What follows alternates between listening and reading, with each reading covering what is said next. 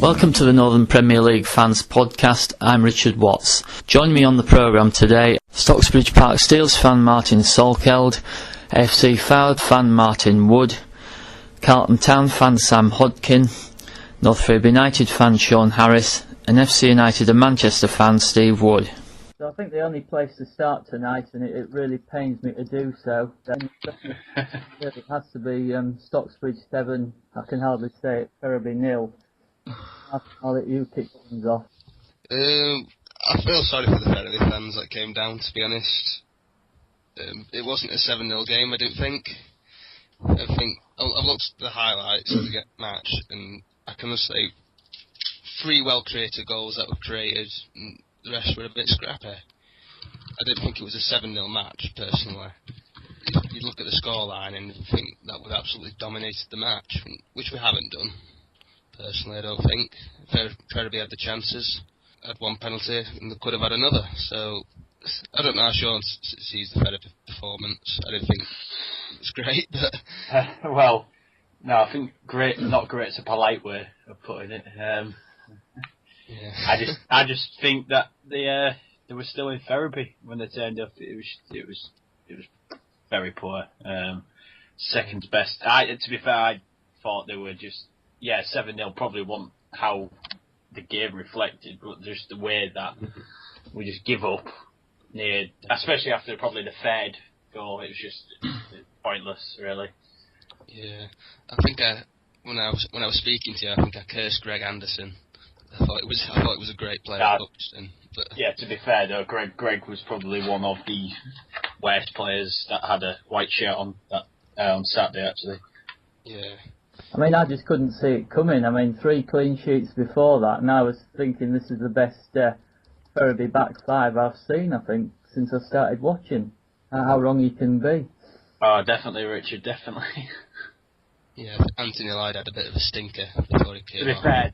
To be fair, all the back 5 to death couldn't even really, what you call your more experienced players, i.e. Bradshaw, your Boulders, your Fries, the people like that, they didn't even came to be stand-up and counted. So, to be fair, if they're not interested in the rest of the team, so to be fair, a defeat would have been, in a fair sense, 7. Well, it happens, but to be fair, Stocksbridge deserved all 3 points regardless of the scoreline.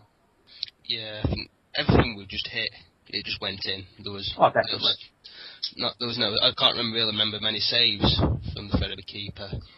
To be fair, and the ones he did probably kept it below double figures, probably, because there were 3 good saves he made, and I thought, well, if he hadn't made them, we'll be looking at a more humiliating than it already was. So. Yeah. And the game before at Stafford, we lost 5-1. That wasn't a fair reflection of the game. Thought we'd done better, and they say things even themselves out in football. Oh yeah, I mean, of course they do.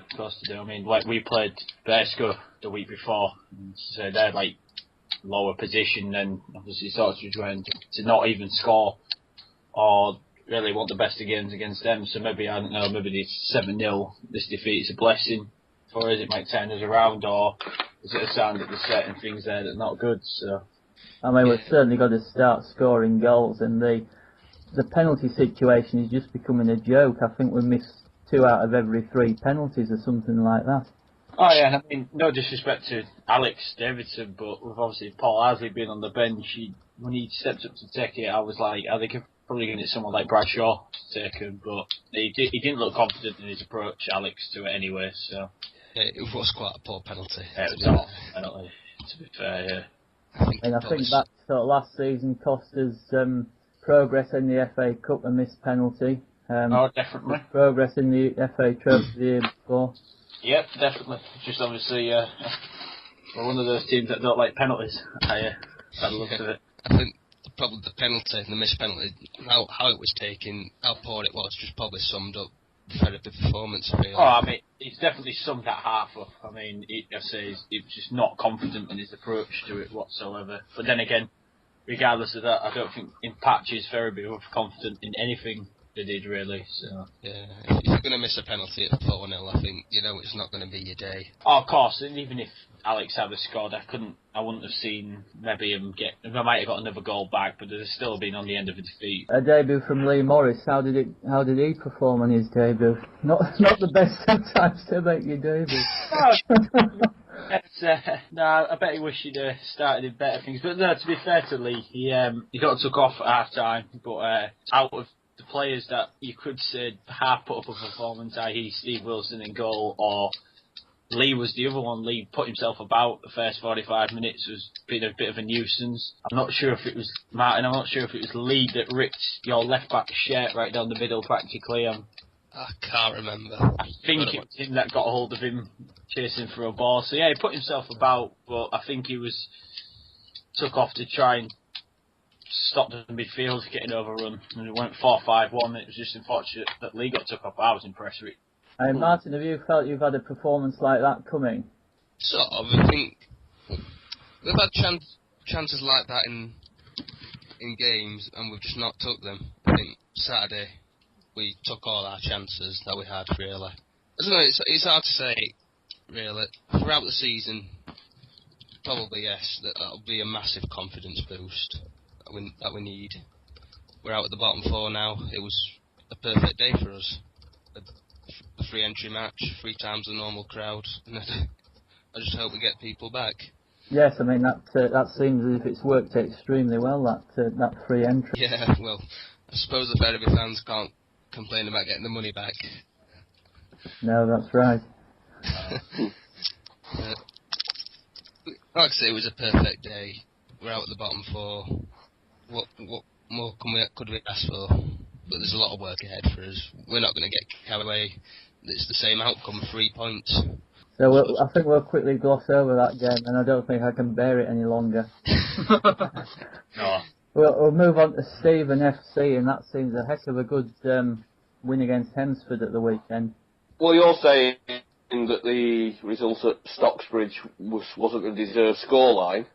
I think if we'd have swapped it and we'd have had that 7-0, I think that would have been more reflective of the game, to be honest. It was as good a performance for us, if I'm being honest, as poor as Hemsford were at times. They shocked me about how poor they actually were, to be honest. We hit the post a couple of times. One kicked off the line. There was 3 that flew across the box that just needed a tap in from the player sliding in for an open goal. So you'd have been looking at 4, 5 and 6 easily. No, I believe they had a couple of players out, suspended and whatever. I don't know what positions they were in. I mean, the 2 centre-halves looked like they'd never met each other before, I've got to be honest, for Hemsford. But I mean, we played well. I mean, the football we played in the second half was probably the best we've played all season. I don't think there's any two ways about that. We got it down, we got it onto the wings. Rocker was on fire for once, as opposed to he's. I like Carlos. Don't get me wrong. I think he's a great player, but he flashes to deceive. He looks fantastic, but the final product's not there. It was there on Saturday, and Stephen Johnson, absolutely outstanding, without any shadow of a doubt. And he's been probably the best player in nearly every game he's played since he's come to the club. So yeah, it was a good win. It was important. We need to keep on those coattails of that playoff place. And who knows what might happen now, I suppose.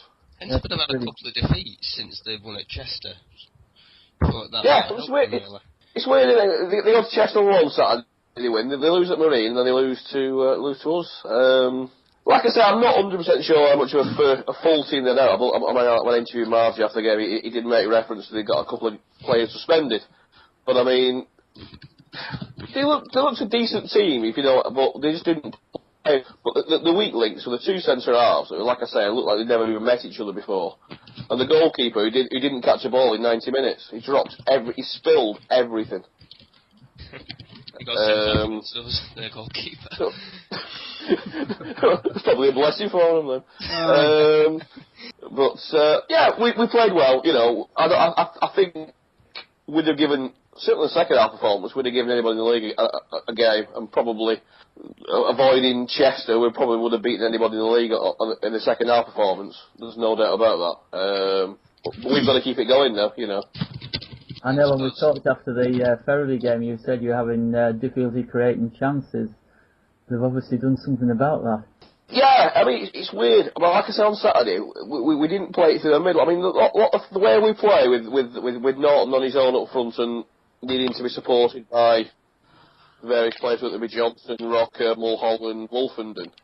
If they don't get in support and you're going through the middle, it's very isolated. And like, for example, the game at Febuary was a perfect example that, you know, we don't create a great deal because it's going down the middle where it's very narrow. On Saturday, like I say, it was down both wings and Wolfenden joining up front, and it was just, you know, a really good attacking performance, which, like I said, created chance after chance after chance. And if it had been 5 or 6, it wouldn't have been flattering in any way, shape or form.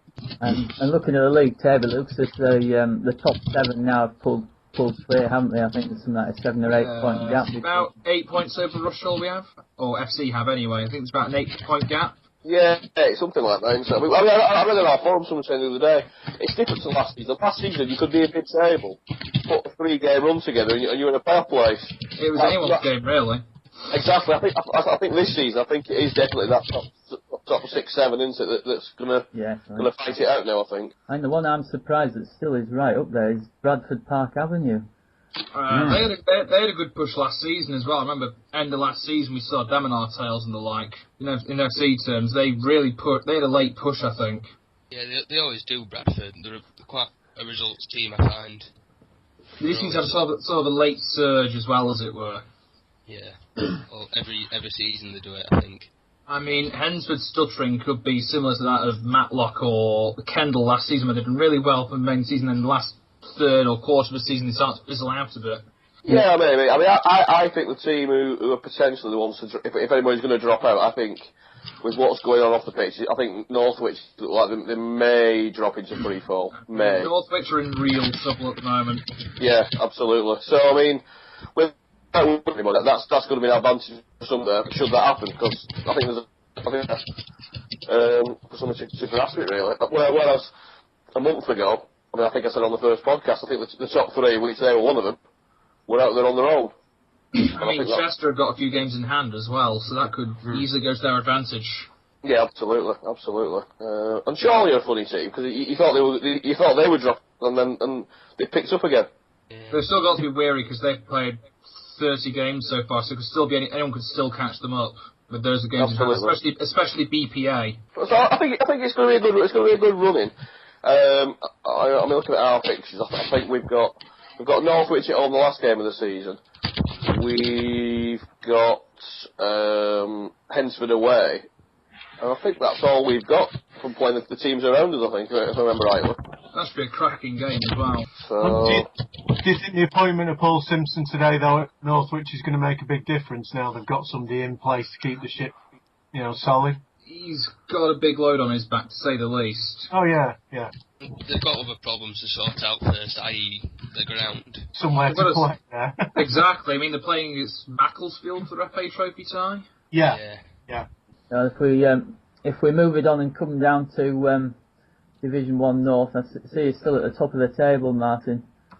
Yeah, disappointing last night, but disappointing in a realistic way. I mean, we're a point clear now, but Curzon have the 2 games in hand. That said, it's always the case. You've got to win these games in hand. It's all very well having them. I think it's going to be tight between quite a few teams. I still think they're going to be dangerous, and I wouldn't rule Skem out at any point. I mean, come on, they nearly went up last season. Exactly.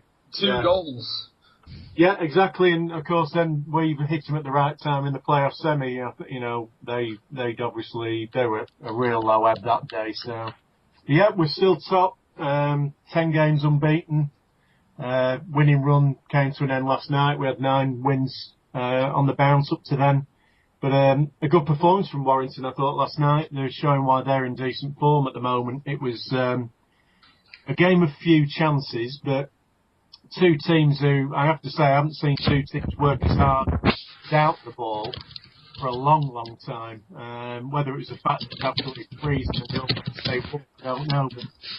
But there wasn't a player on the pitch that didn't, that left anything in the dressing room. It really was.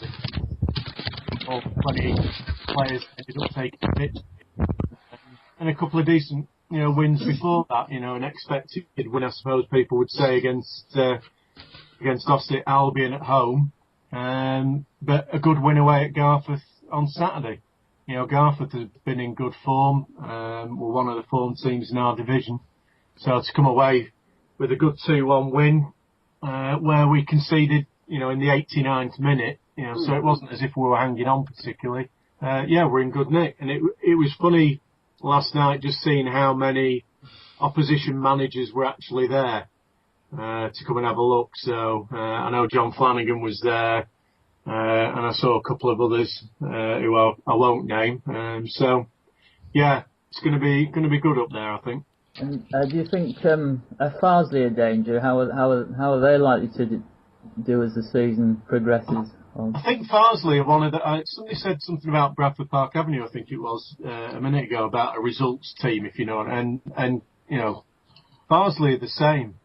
They've played 28 games, they've drawn 3, and they've got a hatful of goals. They are a team who, give them half a yard. And then moving down into the south, Sam, a heck of a win for Carlton at the weekend. You can say that again. I mean, 15 goals in 2 games, top of the table, 1 loss in 14. I mean, I certainly got your money's worth there, to say the least. I mean, no, we were expecting. I mean, I must admit, I was speaking to some of the Corn fans, and they said they'd be happy with the draw if that ever happened. I mean, everyone was on. I mean, Corn had a chance at a few goals, but we could easily have scored more. I mean, we were on form. I mean, considering the Grantham management team were there, we had to do well. Can we stop mentioning the word Quorn? It still brings me out in shivers when they knocked at the Vars a few seasons ago. No, don't worry. I that word. Hey, I mentioned the same thing when I was at the Village.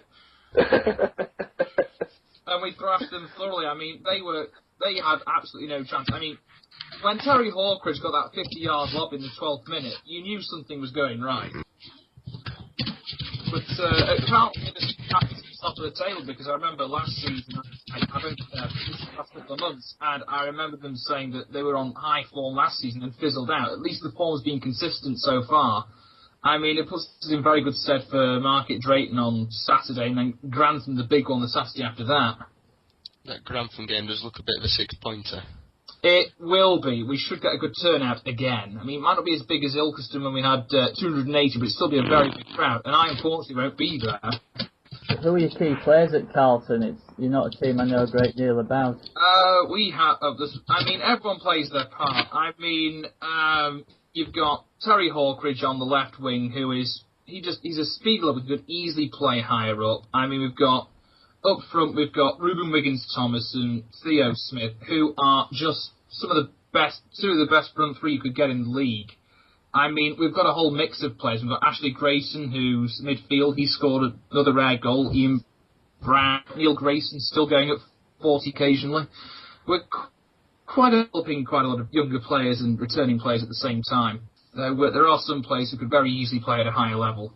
And did you expect to be up there this season, challenging for the title? I mean, when I started going in October, when I came to Nottingham University, I think we were about 7th, 8th, maybe 9th, and I never saw it being a case of one loss in 14. I mean, I think the last time we lost was Newcastle, and before that, I think it was away at Grantham, and we never saw this form coming. I mean, Carlton were in the playoffs a few seasons ago and lost, incidentally, to Stocksbridge, but we never saw this coming. I mean, even being in the playoffs position is going to be an achievement at the end of the season. I mean, the main thing now is keeping the form going, keeping the funds coming in for ground improvements, which we'll definitely need if we do go up. And being a not-for-profit club is a case of getting the cash in ASAP. Sam, having seen Quorn, are they doomed this season, do you think? I mean, they've been languishing near the bottom of the table for virtually the whole season. I think they're most likely going to drop, and I think Shepshed might just drop when they were meant to drop last season. I think those two might just drop as it is. I don't see the dreaded village that shall not be named getting out the relegation zone anytime soon. I mean, they didn't have a win until they beat Grantham, which was Ilkeston that was a shock. I mean, they've not won away from home. They've got 4 wins throughout the whole season. I don't see them staying up, to be honest. I mean, they concede a lot of goals as well, don't they? Between Market Drayton, Shepshed and them, there's a lot of goals being shipped. And then 5 against New Mills as well. Yeah. I mean, I can see them eventually going down. Shepshed were quite lucky to reprieve last season because of Blackwell resigning, but I think they might actually go down this season. I mean, just looking at the rest of that league, I mean, yourself and Grantham look to be 6 points clear. Will Ilkeston and Sheffield get involved in it, or do you think you?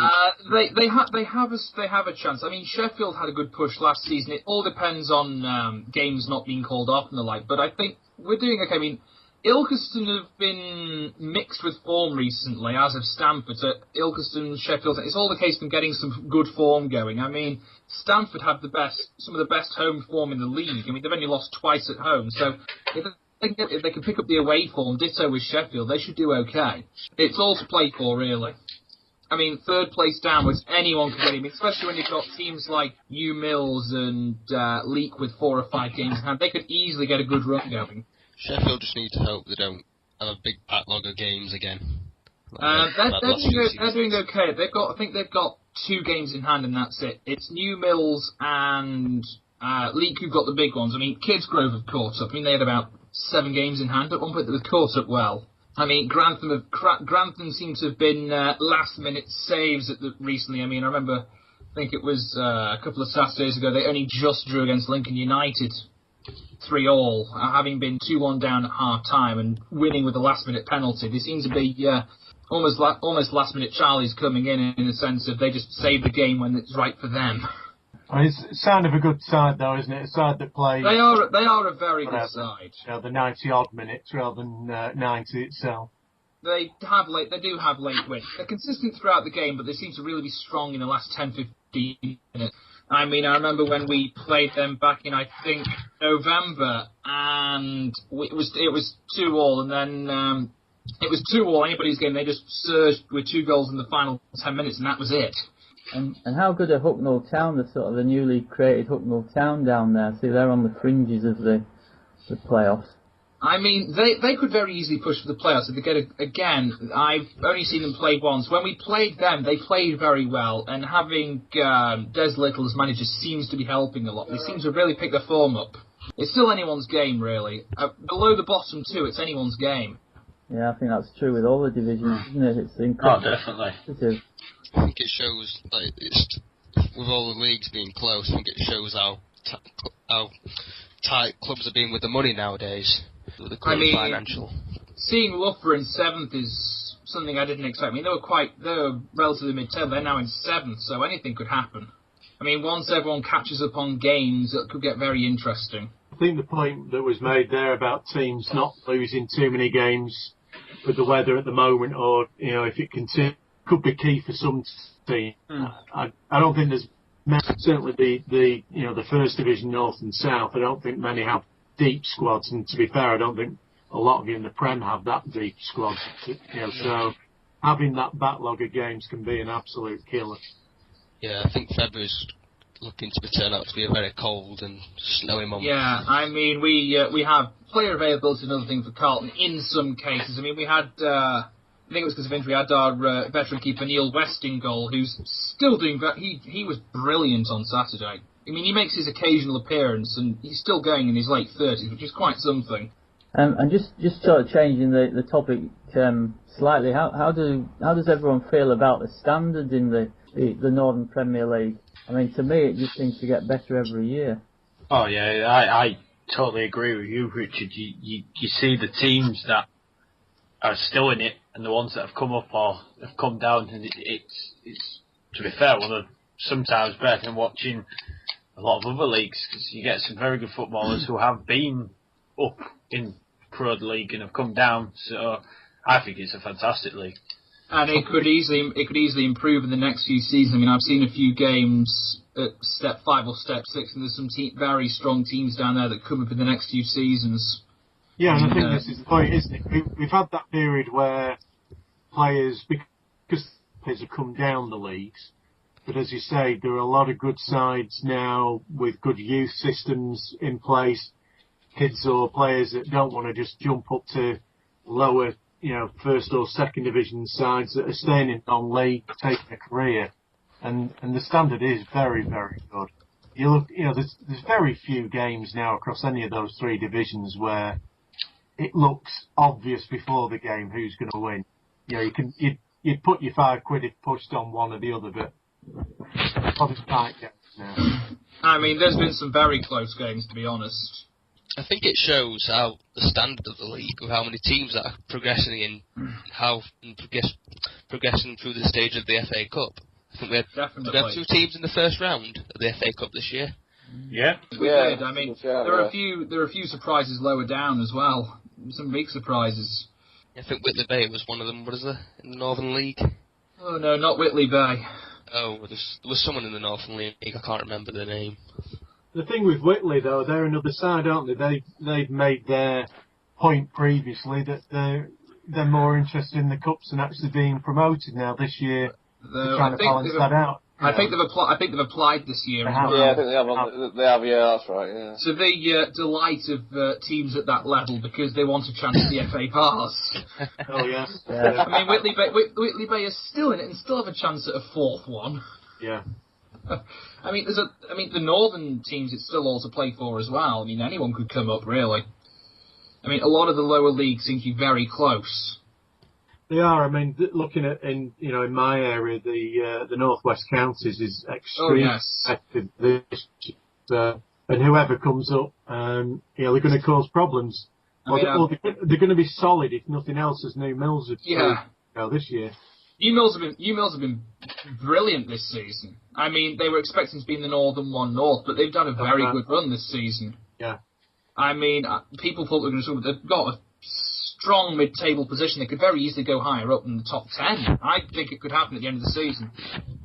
That's got to be good, hasn't it, Richard? If as you said, standard teams coming up being solid, it's good for the league. It certainly is. I mean, I can go back to the Northern Premier League days when you had Scarborough playing Wigan Athletic, was when it was the division below the Football League. But I mean, your mind goes over time, doesn't it? But I'm sure the standard today is a lot better than it was 20 years ago, 25 years ago.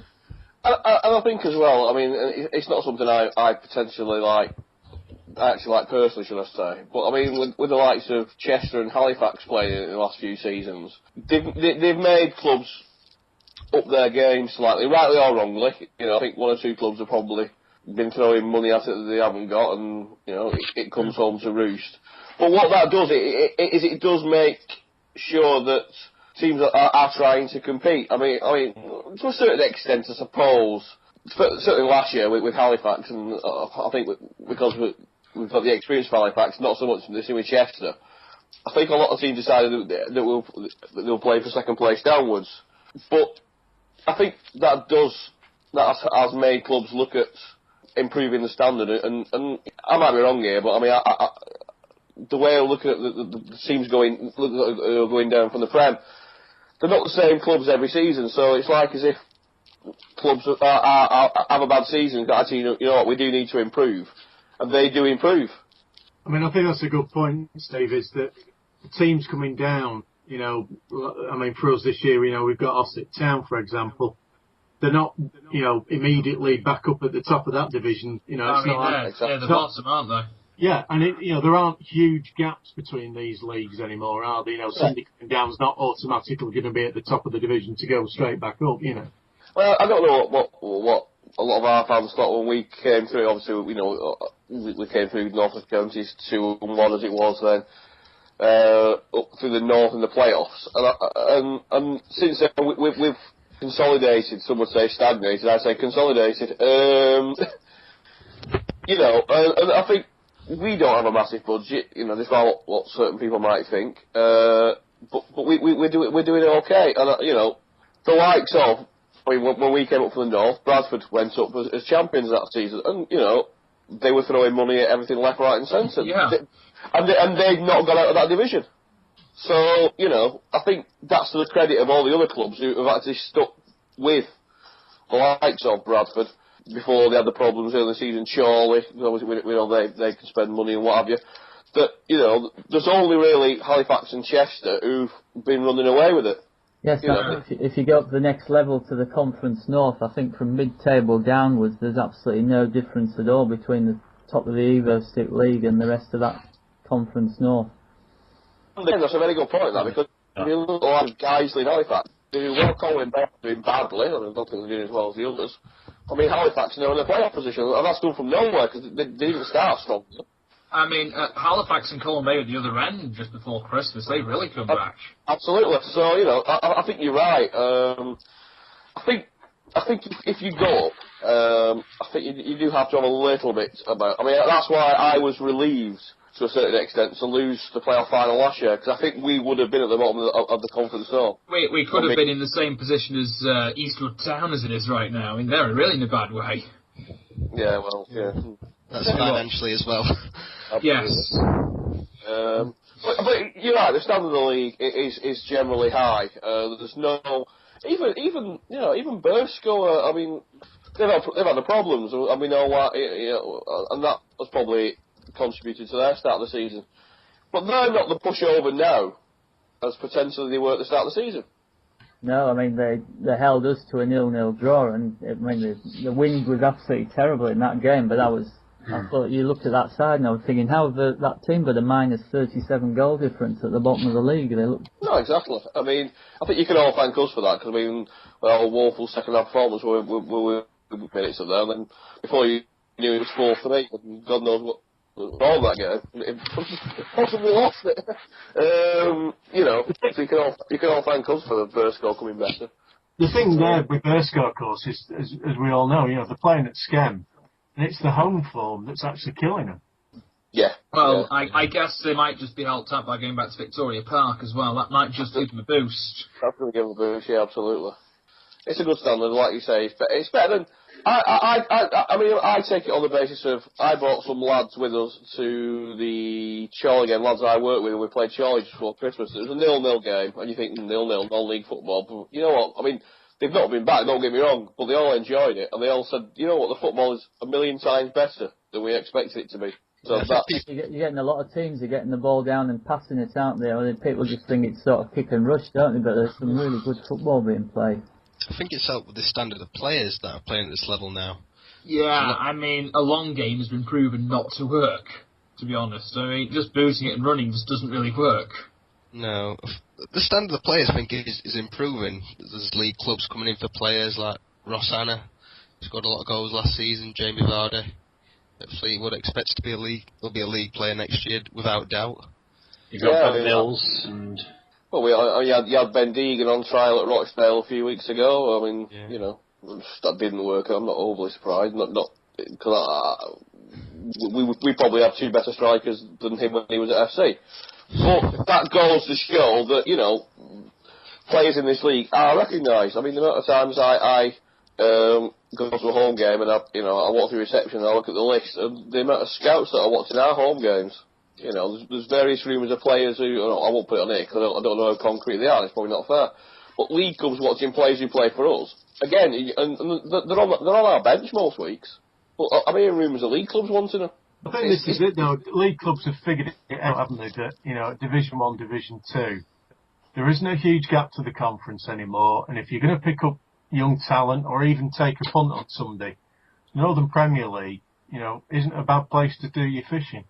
I think that was the thing with Egan at Rochdale. I think it was before Steve Eyre got sacked. I think that's why he never got his move there. Obviously, Rochdale was struggling, and I think his way of getting out of that was to get a big fella up front and to go against what we were just saying 2 minutes ago and lump it forward. And to be fair to Deegan, that's an ideal game for him. Now, it's not happened because obviously Steve Eyre's not at Rochdale. Now we've let him go and he's at New Mills and he scored a couple already for him. But like you say, there's obviously a way of playing in the lower football league, and probably one or two of our players are suited to it. So. Yeah.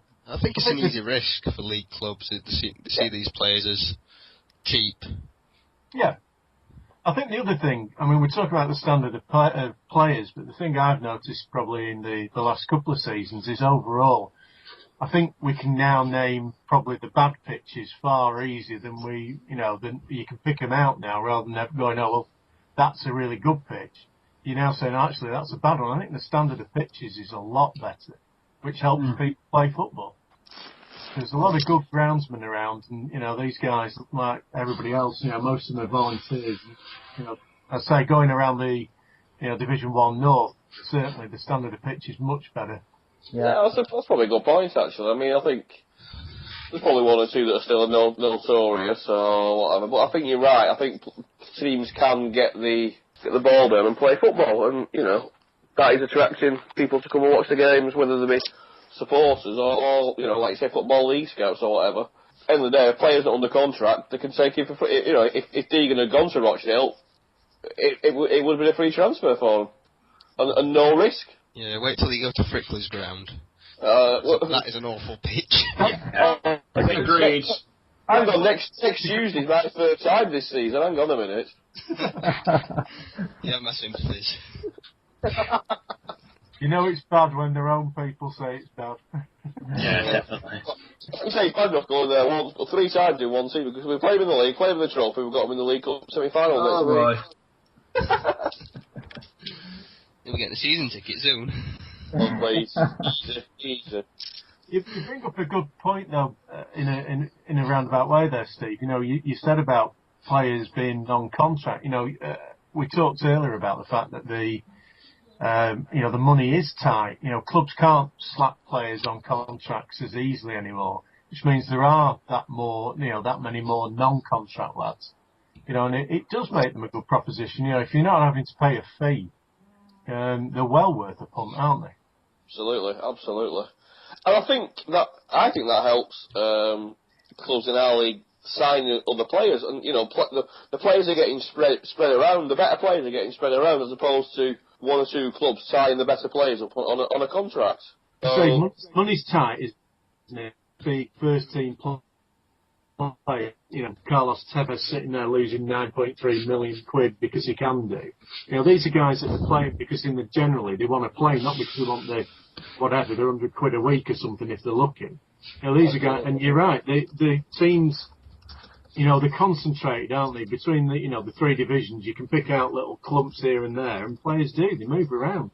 Yeah, absolutely. And I think that's good for the league. I think, the better players get spread around, and apart from, like you said, Chess, who've probably got, like you said, they've got the better squad this season, for obvious reasons.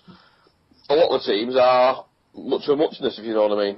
There's good, strong, solid players in every team, pretty much. Let's move on and have a look at youth development, and I'll start with a story from Febuary. The transfer of Dean Windass from Hull City to Aberdeen led to the setup of Febuary's youth system. Dean Windass started at Febuary, and there was an agreement made that if he got sold on, Febuary would get a percentage cut of it. It was supposed to be 10%. He got transferred to Aberdeen for $1 million, but Hull City were virtually bankrupt, and they gave us 60,000, which led to us building an all-weather pitch, which started up the youth system at Febuary, and now there's 300 boys and girls playing football in Febuary as a result of Dean Windass getting transferred to Aberdeen. That started there with the 300 kids. It's absolutely fantastic. I mean, we commented the other week before the game. I was talking to the groundsman when I was, if you remember, the infamous white strip down the side of the pitch the other week. And we were just talking, as the referee was trying to decide whether to take the game on.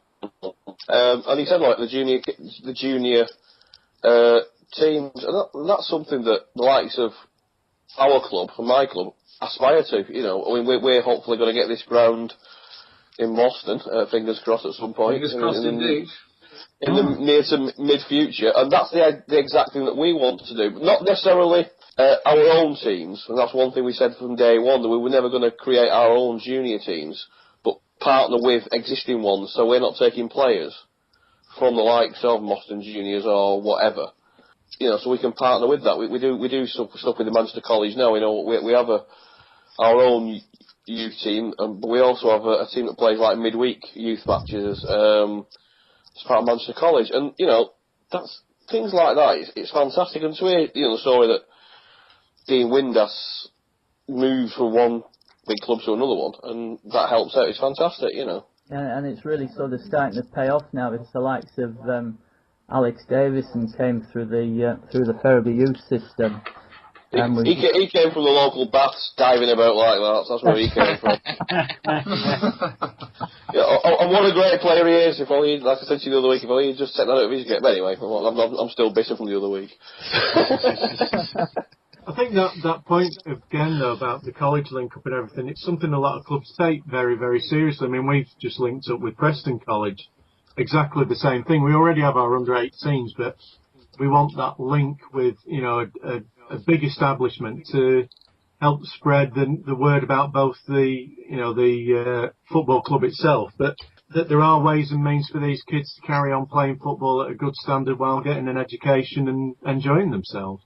Absolutely spot on. I mean, we put an advert the other week for trials, junior trials, youth trials, should I say? You have to be enrolled with the college to get the trial. So it goes hand in hand. You can't come and play for FC United's youth team, obviously, without being at the college. So it goes hand in hand, and it's just important things like that. It only takes one player, doesn't it, Steve, to come through a system like that, to then move on, as we've talked about, to, I don't know, like we've had Richie Allen move to Fleetwood, or you get a lad going to Division 2, Division 1, or a Jamie Vardy.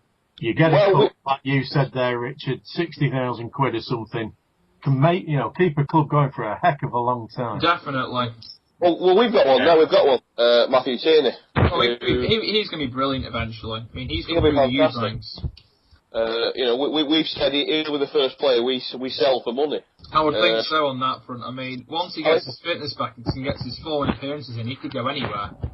He's like our Ravel Morrison. He seems to have a few off the pitch issues that he just needs, not necessarily to that extent. But if he could sort that out, he'd be a hell of a player. I mean, he's 18, so anything can happen, really. Absolutely. I mean, look at it. He came into our first team towards the end of last season. And he had a trial with Blackpool. Yeah, exactly. He had a trial with Blackpool last season already. Which it shows. That's what we need to be doing. We've always said, for any player, whether it be 18 or the likes of Wolfenden, if we can be a leagues, that's not a problem. We don't mind that. I think clubs have got to have that attitude, haven't we? We've got to be realistic about where we are in the pyramid. And that the role of clubs like ours, as much as we all want to be in the Football League or whatever, or achieve whatever it is that we want to achieve, if we can help individuals achieve their life goals and get a chance at Football League or at, a good conference side, full-time, whatever, and they get to do that, it's got to be good for a club, hasn't it? Yeah, without a doubt. I mean, if you're nurturing young talent, go for it. Yeah, absolutely right. Yeah. I mean, there's some big examples like DJ Campbell, Zach Knight. They've come from the lower league ranks and gone on to good things. Oh, there's plenty. Collymore started at Stafford Rangers. That's to a certain extent. That's what I think clubs at our level, at the moment, anyway, need to aspire to. I mean, people get this idea of FC wanting to race through the leagues and go into the Football League. I mean, that's, in my view, I'm speaking per absolute nonsense. We're happy, non-league football club, in the community, producing youth players or, game football league. Why not? Absolutely. Yeah. You see over clubs, we've discussed it on many internet forum or whatever, that, there's probably a way and means of doing things these days and throwing piles of money at it. Short term works, long term, you might have a bit of pain. Clubs are free to do to run the business as they see fit, and if it works for them, it works for them. If it doesn't, then Isn't it? It's about what that club wants to achieve as well, isn't it? I mean, I had a really interesting conversation with the chairman of Ossett Albion when they played us the other week, and he was saying, as a club now, what they're interested in doing, what we've just talked about, they don't want to go back to the northern counties or whatever. They want to stay in the Northern Premier. That's all they're interested in doing, and what they want to do is bring through their youth system and their youth players and give them the best chance to play at the best level they can. So it's great to have clubs like that there. They have a part to play just as much as those of us that want to be, higher up. I mean, I would certainly say for Febuary, producing young players is really almost the biggest thing, because realistically, the highest we could ever go would be the Conference North. Yeah, that would definitely be the absolute maximum we could get to. So if you can produce a few good young players that can go and make it, then that's fantastic. That's what it's all about. I mean, Carlton are reluctant to even go to the Northern Premier at them because we're a not-for-profit club. It would increase the cost, and considering the attendances we're getting, which have improved, I might add. I mean, even an average of 120, 130 isn't quite going to cut it. I don't know. We've survived on like 130, around 130, 150 at Stocksbridge for the past few seasons. You just need a couple of really good players. That, and we just want to get the ground up. The first thing, we just want to get the ground up to NPL standard, which we're still trying to raise the money for, and it's not easy. Oh no, understandably, but I say you look at Richard will add to it as well. Sometimes Febuary don't get what you'd think for like good. Not trying to sound biased because there's a lot of good grounds, but a good ground like Febuary, you're only getting sometimes you're just touching 200 if you're lucky in certain games. So. Yeah, I mean, I would say we get 150 if Hull City are at home. If they're away, we just go over 200. Yeah, exactly. I think the biggest underutilisation now has to be, I have to say, Grantham. I mean, they've got a huge athletics ground, and when we were there was barely 200. I mean, even the league below, it still seems a bit underutilised. That's the end of today's podcast. Thanks for listening. If you'd like to be on a future edition of the podcast or contact us, please email nplfanspodcast@gmail.com.